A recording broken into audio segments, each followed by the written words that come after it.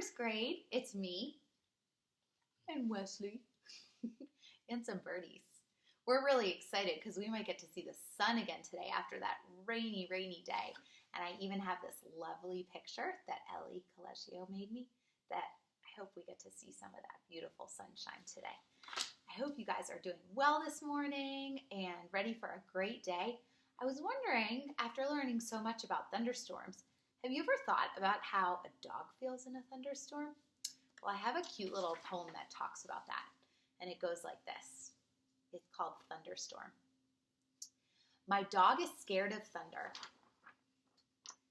so when we have a storm, she jumps right up onto my bed. We keep each other warm. We listen to the barking rain as lightning licks the sky. I promise I will keep her safe and hug her furry body tight. Did you hear that line about the barking rain?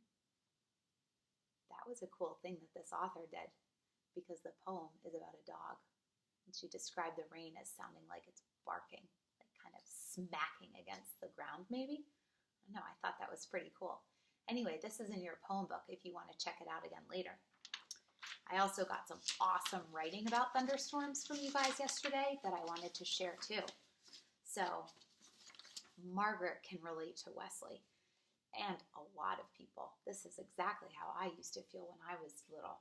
She says, I do not like storms. Lightning scares me. Lightning keeps me up at night. Thunder scares me when it goes boom. Well, Ethan wrote me some great facts about thunderstorms. He wrote, thunderstorms are very dangerous. The highest storm clouds can get is 10 miles up. There are 4 kinds of thunderstorm clouds. They are the biggest clouds. Great information, Ethan. And last, I wanted to share Chase's with you. His sounds just like a poem. It's amazing. Thunder is loud and booming. Lightning is fast and flashing. Thunderstorms usually have rain and wind. I like thunderstorms because they are loud. I thought that was really, really great. Nice job, guys. And everybody's writing yesterday was unbelievable. So great. You guys are doing so awesome. I'm so proud of you. So in all this thinking about weather and storms, it has brought to mind for me one of my favorite composers. A composer is someone who writes music. And this guy wrote a really neat piece of music. I thought this would be the perfect day to teach you a little bit about him.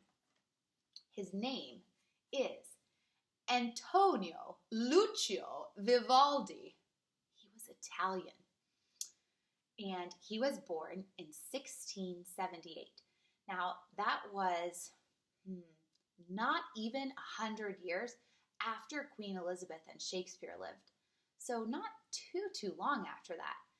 And what was neat about him is that his music was different in a lot of ways than any other music that had been written yet. So the nobles and the kings and queens of that time loved him. He became really, really famous. So one of the most famous things he did was a long piece of music called The Four Seasons. Now I bet you can see why I've been thinking about him. This piece is known for a few main reasons. First of all, it's full of violins. We have a violinist in our class. Do you guys know who it is? Margaret, right? Do we have any others, by the way? Any other of you that play violin? Anyway, Vivaldi also wrote all about nature. He filled this piece with images and sounds of flowing creeks and singing birds, warm winter fires, and frozen fields, even barking dogs. He tried to capture all of those things in his music. And because of that, it was different and people loved it. And this piece became very, very famous. I want to play a quick piece of it for you today. So I want you to listen to this piece right here. It's the spring part. And let's listen for just a few seconds and see if you can tell why he called it spring. Let's see. Ready?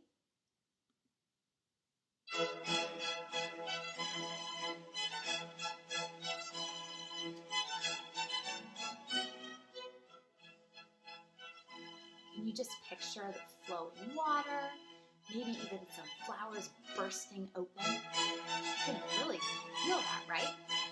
Well, now I'm going to play you a tiny bit of the piece of his music called Summer.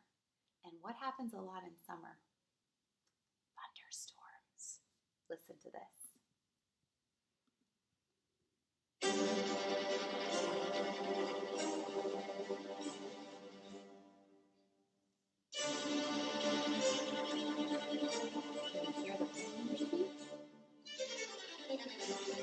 And do you hear the violins?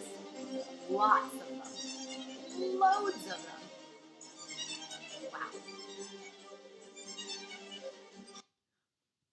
Well, I wish we could hear more right now, but the great thing is you can hear more. I sent you in your message today a way to listen to the whole storm piece, and you have a choice in your writing today. You can do a reading journal square, or you can listen to that whole storm part. It's only about 2.5 minutes long, and you can write about it. Tell me what you hear and what you think about it, how it makes you feel. What else do I want you to know about this? Well, it's long. The whole thing is like 45 minutes long, so you might not want to listen to the whole thing, but if you listen to some more parts of it, you might have a lot of fun deciding, wow, I think I hear this thing from this season, or I think that's why this is called this season. So I wanted you to know who he was and know about this piece, and I hope you have some fun listening today. You'll notice I don't have a math lesson for you today because you don't need one. Today we are just going to review exactly what you've already been doing for the past couple days. So you don't need to know much. Your practice sheet for today is going to look like this. Wow. No more boxes? Nothing like that. Goodness. How are you going to do it? Pretty easily, I bet. So guys, the only things that I want you to know are the main things that we decided we need to remember when we're adding tens and ones. So let's do the very first problem together, and then I'm just going to let you have fun with the rest of them all by yourself.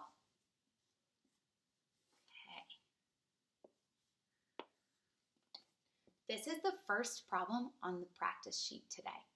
So, I want to show you a trick that some of you already know. I've been having fun meeting with a few of you for math, and this is a trick that a few of you are already really good at. So, to keep your ones in their own party and your tens in their own party, here's the best way to do it. You can draw a line straight down the middle. And you know in your mind, these are your tens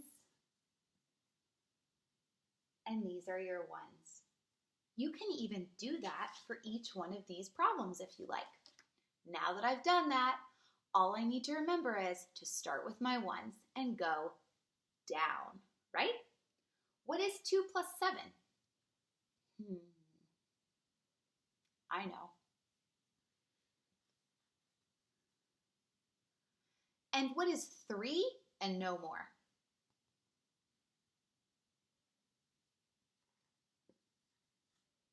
I already have my answer.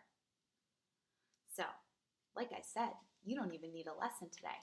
Tomorrow, we do have a new lesson, and it's going to be really exciting. It's called regrouping, and it's why we've been working on these other things this week. By the time we do it, I think it's going to seem really fun, and it's going to make a lot of sense. So that's your math practice today, and you have a little bit of writing, and send me anything fun or cool that you do. I hope you have a wonderful day, and I'll see you again very soon. Bye.